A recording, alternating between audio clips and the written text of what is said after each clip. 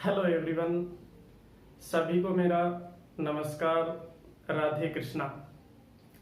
हम लोगों ने पिछले लेक्चर के अंदर सीखा मानव भूगोल क्या है, मानव भूगोल की परिभाषा, उसका मीनिंग क्या है, मानव भूगोल के पिताजी कौन हैं और मानव भूगोल की प्रकृति और उसका उद्देश्य क्या है। ये हम लोगों ने पिछले लेक्चर के अंदर सीखा। तो मानव भूगोल की परिभाषा हम लोगों ने दी कि मानव और पर्यावरण के बीच में अंतर संबंधों की व्याख्या ही क्या कहलाती है, मानव भूगोल कहलाती है। ठीक है, भौतिक पर्यावरण और मानव के बीच में जो क्रियाकलाप होता है उसके अंतर संबंधों की व्याख्या ही या उसका अध्ययन करना ही क्या कहलाता है, मानव भूगोल कहलाता है। तो इस तरीके से हम लोगों ने परिभाषा पढ़ी। फिर उसके बाद मानव भूगोल के पिताजी कौन हैं, तो मानव भूगोल के जो पिताजी हैं वो फ्रेडरिक रेटजेल महोदय जर्मन भूगोलवेता हैं और उन्होंने ही सबसे पहले मानव भूगोल का वैज्ञानिक जो दृष्टिकोण है वो सामने रखा। आज हम पढ़ेंगे मानव भूगोल के अंदर मानव भूगोल के उपागम अर्थात approaches of human geography. Approaches अर्थात उपागम क्या होते हैं। देखिए, उपागम का मतलब होता है किसी के बारे में जानना। आप किसी लड़के को जानते हैं तो आपकी इच्छा रहती है कि हम उसके बारे में जानें या उसके बारे में समझें, उसको किस तरीके का वो इंसान है। तो कहने का तात्पर्य क्या हुआ, उपागम का मतलब होता है किसी के बारे में जानना। तो अपने को किसके बारे में जानना है, अपने को जानना है मानव भूगोल के बारे में। तो मानव भूगोल के बारे में जानना है तो भूगोलवेताओं ने किसका सहारा लिया, उपागम यानी कि अप्रोचेज का उपयोग किया।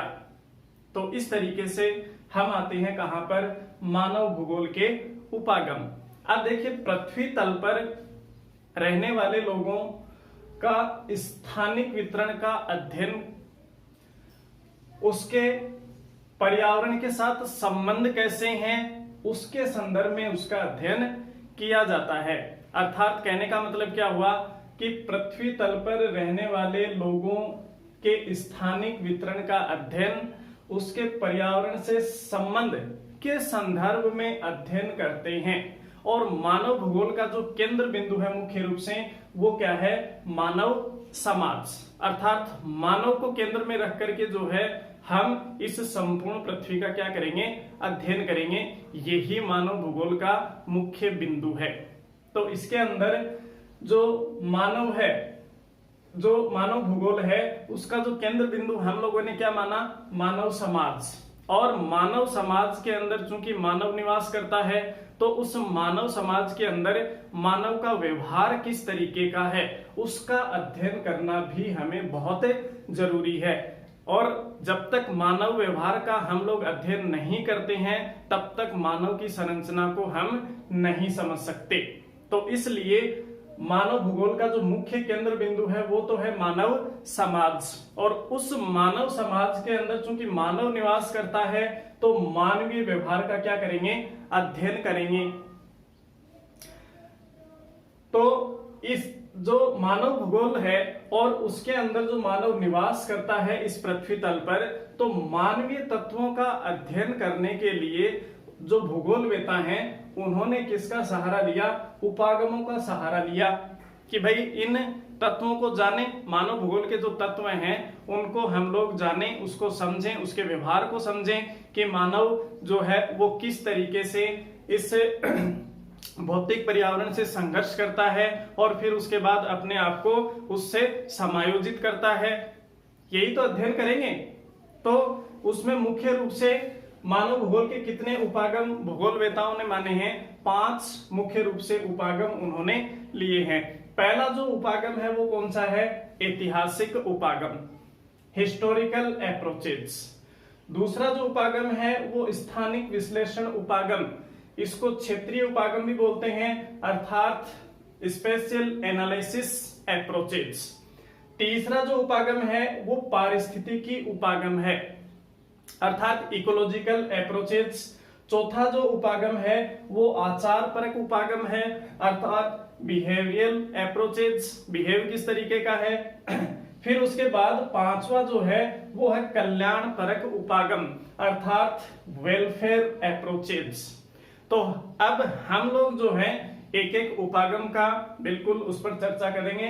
पहला जो उपागम है ऐतिहासिक उपागम, अर्थात हिस्टोरिकल अप्रोचेस। तो हिस्टोरिकल अप्रोचेज की अगर अपन बात करें तो ऐतिहासिक मतलब इतिहास, यानी कि मानव की उत्पत्ति से लेकर के और आज तक। तो चूंकि मानव की उत्पत्ति से लेकर के और आज तक की अगर अपन बात करें तो मानव भी परिवर्तनशील रहा है, और जो भौतिक तत्व हैं या पर्यावरणीय जो तत्व हैं वो भी क्या रहे हैं, परिवर्तनशील रहे हैं।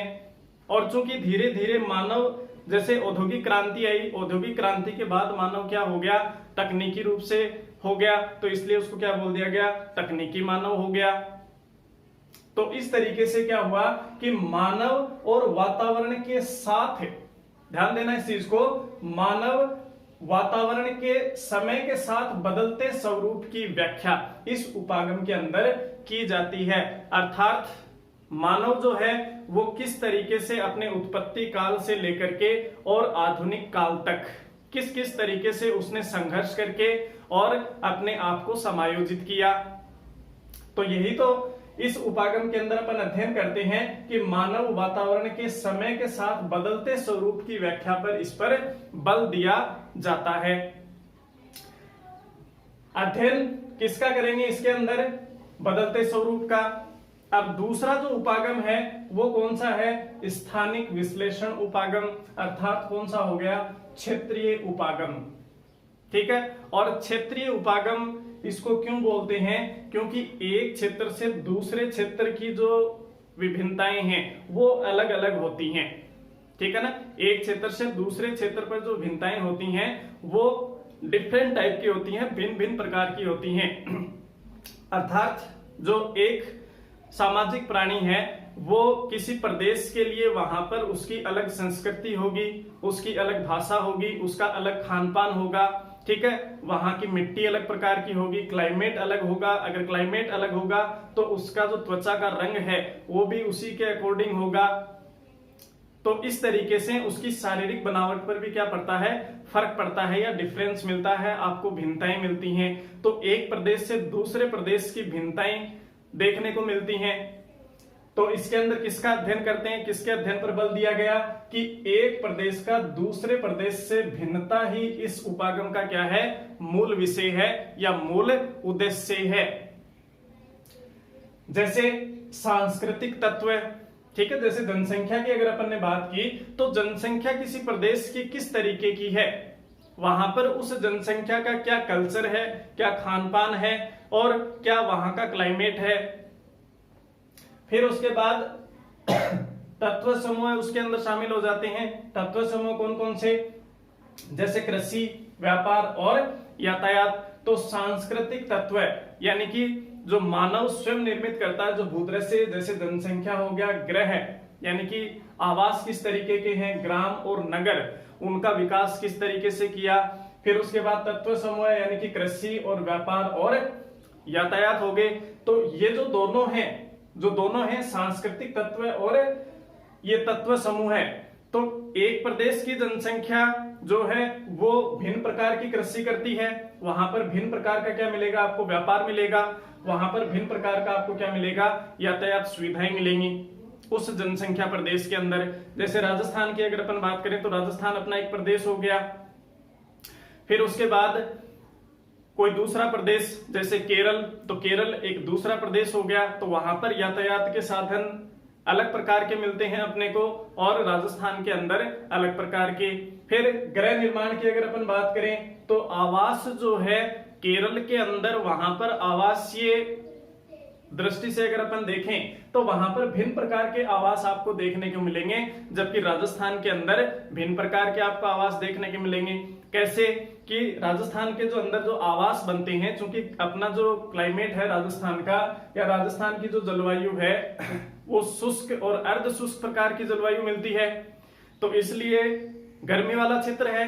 तो यहाँ पर जो मकानों की दीवारें होती हैं वो बिल्कुल मोटी होती हैं, ठीक है। और छत क्या होती है, बिल्कुल इस तरीके से सपाट, क्योंकि बारिश कम होती है और तापमान ज्यादा होता है, तो उस तापमान से बचने के लिए दीवार क्या बनाते हैं, मोटी बनाते हैं। तो इस तरीके से फिर केरल के अंदर चलते हैं या महाराष्ट्र के अंदर चलें तो वहां पर देखिए बारिश अधिक होती है, तो बारिश अधिक होती है तो वहां पर मकानों की छतें बिल्कुल ढलानू रूप में होती हैं, ताकि वर्षा का जल क्या नहीं हो, वहां पर इकट्ठा नहीं हो।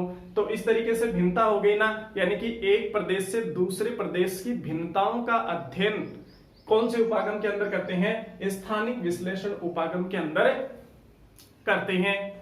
फिर उसके बाद तीसरा जो है वो कौन सा है, पारिस्थितिकी उपागम, अर्थात इकोलॉजिकल अप्रोचेस। तो इकोलॉजिकल अप्रोचेस के अंदर क्या पढ़ते हैं कि मानव अपने क्रियाकलापों का प्राकृतिक वातावरण से किस प्रकार समायोजन कर अस्तित्व में रहता है। ठीक है ना, कि जो भौतिक पर्यावरण है उसमें मानव किस तरीके से संघर्ष करके अपने आप को समायोजित करता है और किस तरीके से अपनी सभ्यता का विकास करता है। ये सारा का सारा अध्ययन किसके अंदर करेंगे, पारिस्थितिकी उपागम के अंदर करेंगे। इस उपागम के अंदर मानव को क्या माना गया है, मानव को एक सक्रिय भौगोलिक कारक माना गया है, अर्थात मानव जो है इन भौतिक तत्वों या इस भौगोलिक पर्यावरण में क्या करता है, संघर्ष करता है और फिर उसके बाद अपने आप को उस पर्यावरण के अंदर क्या करता है, समायोजित करने का प्रयास करता है। तो इसी को ध्यान में रखते हुए फिर मानव भूगोल के अंदर कुछ विचारधाराएं आती हैं।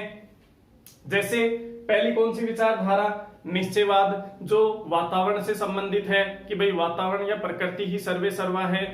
फिर ये बिल्कुल अपन डिटेल से चर्चा करेंगे। फिर उसके बाद कौन सी है, बी नंबर पर कौन सी है, संभववाद, कि नहीं भाई प्रकृति ने जो है कुछ संभावनाएं दी हैं मानव के लिए, कुछ संभावनाएं उन्होंने प्रस्तुत की हैं प्रकृति ने, तो उन संभावनाओं का मानव क्या कर सकता है, लाभ उठा सकता है या अपने आप को आगे विकसित कर सकता है। तो प्रकृति ने क्या दी है, कुछ संभावनाएं दी हैं।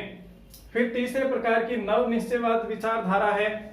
ठीक है, तो ये दोनों का मिला जुला रूप है। इसके अंदर प्रकृति को सर्वे सर्वा माना गया है, इसके अंदर फिर उसके बाद मानव को ज्यादा महत्व दिया गया है, लेकिन ये दोनों का मिला जुला रूप है।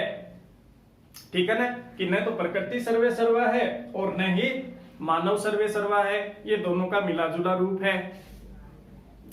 तो कहने का मतलब क्या हुआ कि मानव जो है इस भौतिक पर्यावरण के अंदर क्रियाकलाप करता है। ये लिखा अपने, मानव अपने क्रियाकलापों का प्राकृतिक वातावरण से किस प्रकार समायोजन कर अस्तित्व में रहता है। अब देखिए, एक शिकागो विश्वविद्यालय के बहुत बड़े विद्वान थे बैरोज महोदय, और सन 1922 में उन्होंने अमेरिकी अध्यक्षता में अपना एक भाषण दिया और उस भाषण में उन्होंने कहा कि मानव भूगोल मानव पारिस्थितिकी है। ध्यान देना इस शब्द को। जो बैरोज महोदय हैं, शिकागो विश्वविद्यालय के विद्वान हैं, उन्होंने अमेरिकी अध्यक्षता में और सन 1922 के अंदर अपने भाषण में कहा कि मानव भूगोल मानव पारिस्थितिकी है, अर्थात मानव भूगोल के अंदर संपूर्ण जीव जगत और उसका पर्यावरण के संदर्भ में अध्ययन किया जाता है। यही क्या कहलाती है, इकोलॉजिकल अप्रोचेज या पारिस्थितिकी उपागम कहलाता है। फिर उसके बाद जो चौथे नंबर का उपागम जो है वो कौन सा है, बिहेवियरल अप्रोचेज, अर्थात आचार परक उपागम। तो ये तो नाम से ही प्रदर्शित हो रहा है, और इस शब्द का उपयोग जो है भूगोल के अंदर सबसे पहले किसने किया, विलियम किर्क महोदय ने किया था। ये विशेष रूप से ध्यान रखना कि आचार परक जो शब्द है वो भूगोल के अंदर सबसे पहले किसने दिया, तो विलियम किर्क महोदय ने दिया। और इस उपागम के अंदर क्या शामिल करते हैं, मानवीय व्यवहार को क्या मानते हैं, महत्वपूर्ण माना जाता है कि मानवीय व्यवहार अर्थात वातावरण के प्रति मानव का जो व्यवहार है वो किस तरीके का है। ठीक है, कि भाई अपने पर्यावरण को जो है किस तरीके से अपने को बचाना है और किस तरीके से इस तरीके से अपने को प्रकृति का और आगे भविष्य को देखते हुए इसका पालन करते हुए अपने को आगे बढ़ना है। तो मानव का व्यवहार जो है यानी कि मानवीय व्यवहार का अध्ययन करते हैं इस उपागम के अंदर कि उसका व्यवहार किस तरीके का है अपने पर्यावरण के प्रति, प्रकृति के प्रति या फिर किसी के भी प्रति अगर अपन देखें तो उस मानव का व्यवहार क्या है, उस सब का अध्ययन करते हैं इस उपागम के अंदर। पर्यावरण के प्रति उसका व्यक्तिगत व्यवहार प्रभावित करता है। जैसे अपन बात करें वन क्षेत्र की, अगर बात करें तो वन क्षेत्र जो है वो उस मानव पर डिपेंड करता है कि उसकी व्यक्तिगत सोच क्या है, कि जो वन क्षेत्र है कि उस वन क्षेत्र की जो लकड़ी है वो अपने लिए उपयोगी है या फिर पारिस्थितिकी तंत्र के लिए वो वन क्षेत्र उपयोगी है। ये डिपेंड किस पर करेगा, ये मानव पर डिपेंड करेगा। दूसरा एग्जाम्पल अपन ले सकते हैं कौन, परिवार। तो परिवार के अंदर जो जनसंख्या वृद्धि का जो मुद्दा है वो मानव की खुद की सोच पर डिपेंड करता है। जैसे एक नारा चलता है, हम दो हमारे दो। तो इस तरीके से ये मानव का स्वयं का अपना क्या है, व्यवहार है, स्वयं का अपना डिसीजन है, निर्णय है कि वो किस तरीके की सोच रखता है, उसका अध्ययन इस उपागम के अंदर किया जाता है, अर्थात आचार परक उपागम। फिर उसके बाद नंबर 5 जो उपागम है मानव भूगोल के अंदर वो कौन सा है, कल्याण परक उपागम अर्थात वेलफेयर अप्रोचेज। और वेलफेयर अप्रोचेज का विकास भूगोल के अंदर किस महोदय ने किया, डेविड स्मिथ महोदय ने सबसे पहले इस का विकास किया। कल्याण परक उपागम, कल्याण करना अर्थात सेवा करना, दुख दर्द को, एक दूसरे के दुख दर्द को बांटना, यही तो कल्याण है। तो इसके अंदर क्या हुआ कि मानव कल्याण को क्या दिया गया, केंद्रीय महत्व दिया गया। जैसे मानवीय समस्याएं क्या क्या हैं, गरीबी है, भूखमरी है, अकाल है। इन समस्याओं का अध्ययन करके और फिर उसके बाद उन समस्याओं को दूर किया जाता है और मानव को आगे बढ़ने के लिए प्रेरित किया जाता है। यही तो ये उपागम है, कल्याण परक उपागम। फिर उसके बाद सभी लोगों को प्रकृति के संसाधनों पर क्या होना चाहिए, समान स्वामित्व मिले, अर्थात कि जितने भी संसाधन हैं इस प्रकृति के अंदर वो न तो अमीर और न गरीब की खाई को बांटते हुए होने चाहिए, बल्कि उन संसाधनों का उपयोग जो है वो क्या होना चाहिए, सभी लोगों को प्रकृति के संसाधनों पर समान स्वामित्व होना चाहिए। यानी कि गरीब और अमीरी का अंतर नहीं होना चाहिए। जितना अधिकार संसाधनों का एक अमीर व्यक्ति का है उतना ही अधिकार किसका होना चाहिए, गरीब व्यक्ति का भी होना चाहिए, ताकि वो भी क्या कर सके, आगे बढ़ सके, अपना विकास कर सके। तो ये कौन से उपागम का किसके अंदर करेंगे, कल्याण परक उपागम के अंदर ये सब अध्ययन करते हैं। तो इन सब मानवीय समस्याओं का अध्ययन किया जाता है और फिर उनका निराकरण किया जाता है। मुख्य बिंदु क्या हो गया इसका, इस उपागम का मुख्य बिंदु देखना कि किसको क्या मिलता है और कहां और कैसे। ध्यान देना इस चीज को कि किसको क्या मिलता है, कहां और कैसे मिलता है। तो इसका मतलब क्या हुआ कि किसको का तो अर्थ क्या हुआ कि विभिन्न सेवा एवं वस्तुओं की आपूर्ति, मतलब कि किसको आपूर्ति हो रही है विभिन्न वस्तुओं की या संसाधनों की, किसको हो रही है, अमीर को हो रही है या गरीब को हो रही है। तो विभिन्न सेवा व वस्तुओं की आपूर्ति किस व्यक्ति को या किस मानव समूह को हो रही है, इसका अध्ययन करते हैं कल्याण परक उपागम के अंदर। फिर उसके बाद कहां यानी कि कौन से निवास क्षेत्र में हो रही है, उसके बारे में भी चर्चा करते हैं मानव भूगोल के अंदर। और फिर उसके बाद कैसे यानी कि किस प्रक्रिया से हो रही है, ठीक है ना, जो संसाधन पहुंच रहे हैं वो किस निवास क्षेत्र पर पहुंच रहे हैं और किस प्रक्रिया से पहुंच रहे हैं। इन सब का अध्ययन किसके अंदर करते हैं, कल्याण परक उपागम के अंदर करते हैं। तो ये मानव भूगोल के मुख्य रूप से कितने उपागम अपन ने पढ़े, 5 उपागम पढ़े। सबसे पहला जो उपागम है वो ऐतिहासिक उपागम है, हिस्टोरिकल अप्रोचेज है। दूसरा जो उपागम है वो स्थानिक विश्लेषण उपागम है, अर्थात इसको क्या बोलते हैं, क्षेत्रीय उपागम भी बोलते हैं। तीसरा जो उपागम है वो पारिस्थितिकीय उपागम है, अर्थात इकोलॉजिकल अप्रोचेज हो गया। चौथा जो उपागम है वो आचार परक उपागम हो गया, बिहेवियरल अप्रोचेज हो गया, और फिर उसके बाद पांचवा कौन सा है, कल्याण परक उपागम या वेलफेयर अप्रोचेज। तो इस तरीके से हम मानव के बारे में जानने की कोशिश करते हैं। मानव भूगोल का यही मुख्य उद्देश्य है कि मानव जो है वो आगे प्रगति करे, आगे विकास करे, समृद्ध बने। अब देखिए मानव भूगोल का विकास कैसे हुआ, इसकी चर्चा हम लोग करते हैं कि मानव भूगोल का विकास अर्थात डेवलपमेंट ऑफ ह्यूमन ज्योग्राफी।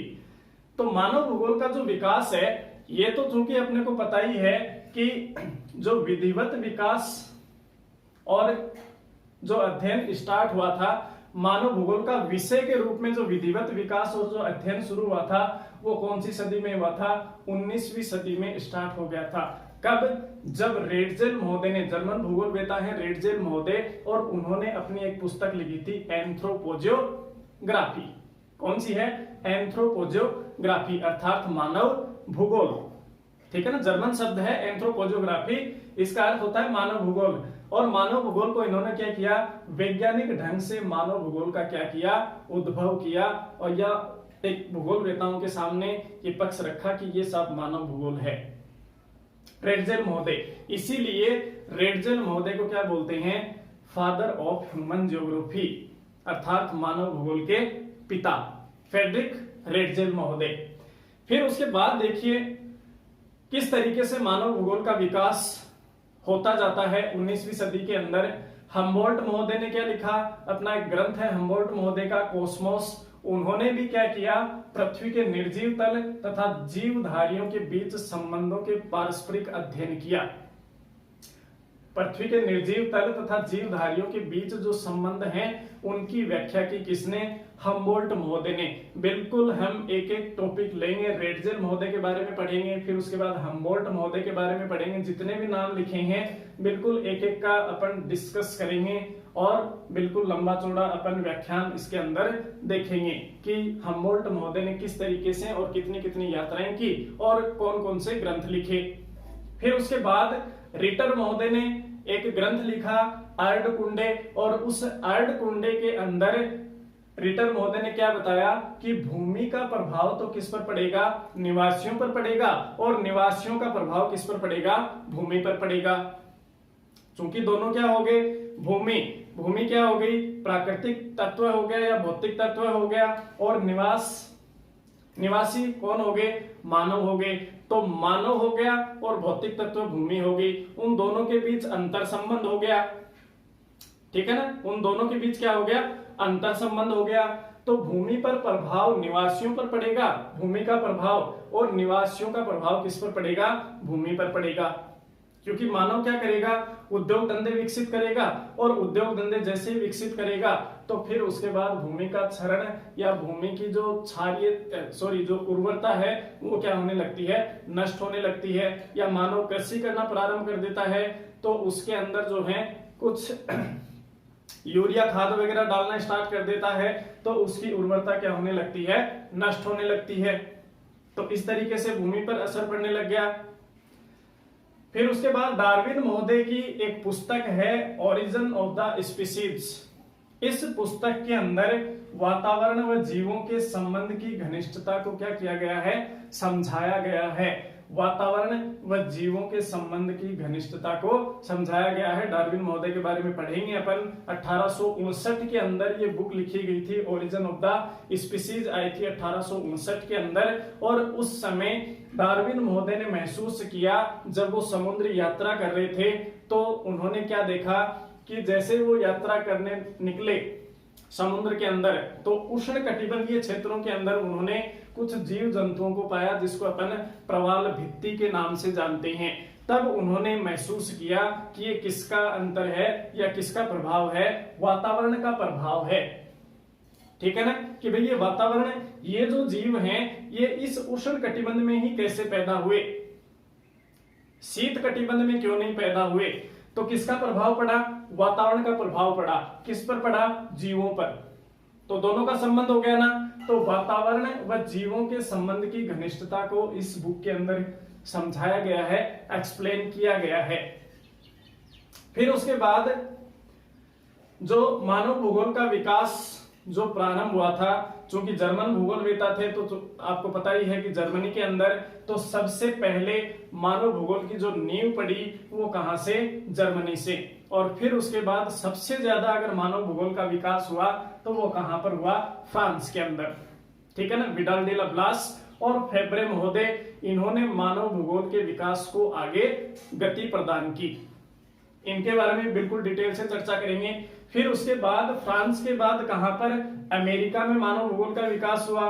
फिर उसके बाद ब्रिटेन और फिर उसके बाद यूरोपीय महाद्वीपों के अंदर या इन महाद्वीपों के अंदर इस तरीके से मानव भूगोल का विकास होता गया। अब जैसे जैसे मानव भूगोल का विकास होता गया, इस तरीके से विचारधाराएं निकलती गई। चूंकि जर्मन विचारधारा आ गई, फिर फ्रांस जो विद्वान थे उन लोगों की विचारधारा आ गई, फिर अमेरिकी विद्वान थे उनकी विचारधारा आ गई। तो इस तरीके से फिर हम इसके विकास को कितने भागों में बांट देते हैं, मानव भूगोल के विकास को 3 भागों में बांट देते हैं। पहला कौन सा है, प्राचीन काल में मानव भूगोल का अध्ययन। तो प्राचीन काल में मानव भूगोल का अध्ययन किस तरीके से होता था वो अपन देखते हैं। तो अगर अपन प्राचीन काल में बात करें, मानव सभ्यता की अगर अपन बात करें, तो प्राचीन काल के अंदर यूनानी और मिस्र और भारत और चीन के जो लोग हैं वो प्रकृति को ही पूजते थे, यानी कि प्रकृति का प्रभाव ही मानते थे। और फिर उसके बाद उन्होंने क्या किया, सूर्य है, जल है, वायु है, अग्नि है, इन सब को देवता के रूप में मानने लग गए और इनकी क्या करने लग गए, पूजा करने लग गए। फिर उसके बाद अरस्तु की एक पुस्तक है पॉलिटिक्स, इसके अंदर उन्होंने क्या कहा कि यूरोप के जो लोग हैं, उन्होंने एक बात कही, यूरोप और एशिया के लोगों के अंदर अंतर स्पष्ट किया। क्या अंतर स्पष्ट किया कि यूरोप के लोग तो बहादुर होते हैं लेकिन विचारों में क्या होते हैं, कमजोर होते हैं। ये किसका प्रभाव पड़ा, वातावरण का प्रभाव पड़ा।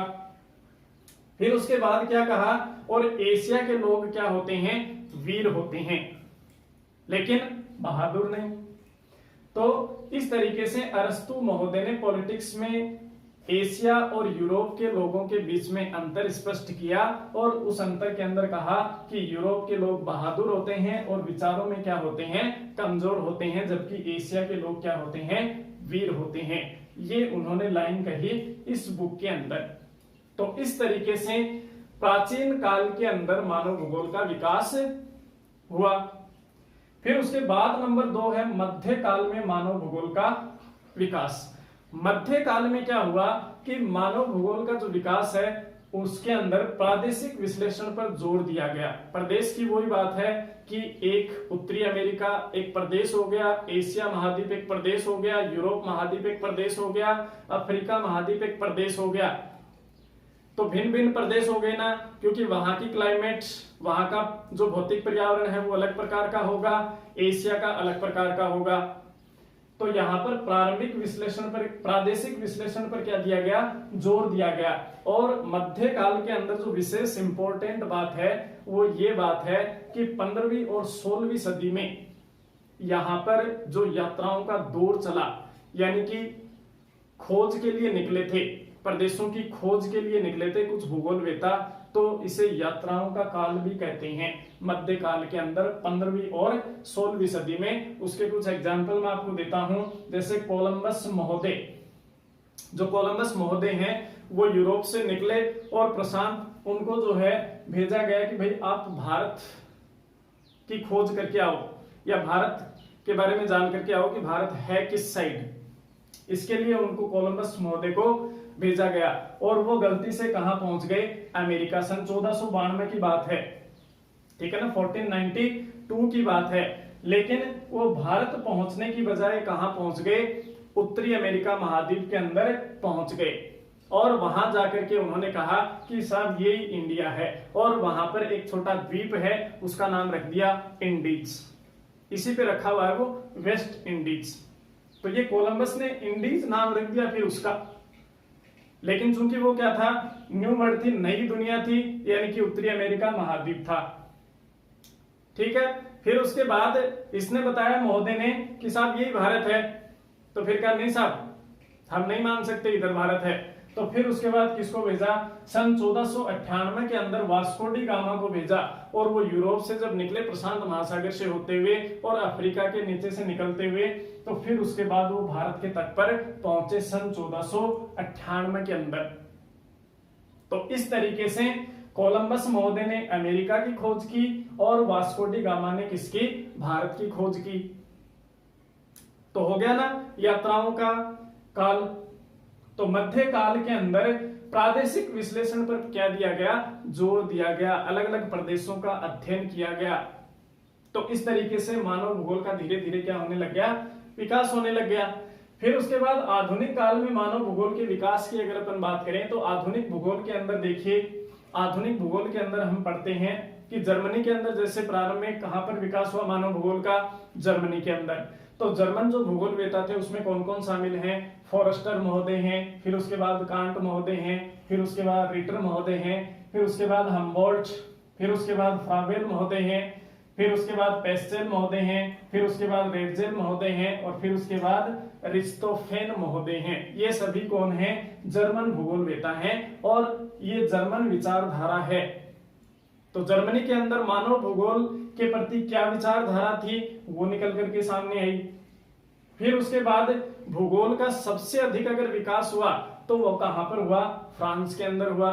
तो फ्रांस के अंदर कौन कौन है, कौन कौन से भूगोलवेता हैं, रेकलस महोदय हैं, विडाल डी ला ब्लास महोदय हैं, फिर उसके बाद जीन ब्रून्स महोदय हैं, फिर उसके बाद डी मार्टोनी महोदय हैं, फिर उसके बाद डिमांजिया और फेब्रे महोदय हैं। इन्होंने मानव भूगोल से संबंधित जो है विभिन्न प्रकार के ग्रंथ लिखे और अपने विचार रखे। फिर उसके बाद मानव भूगोल का विकास जो है अन्य महाद्वीपों के अंदर स्टार्ट हो गया। अमेरिका के अंदर जैसे कुमारी चर्चिल सैंपुल हैं जो कि रेडजेल की शिष्या थी, फिर उसके बाद हटिंगटन महोदय हैं, फिर उसके बाद बोमेन, और फिर उसके बाद सावर महोदय हैं। तो इनके जो ग्रंथ हैं वो मानव भूगोल के लिए बहुत लाभदायक हैं और इन्होंने अपना मानव भूगोल में विशेष योगदान दिया।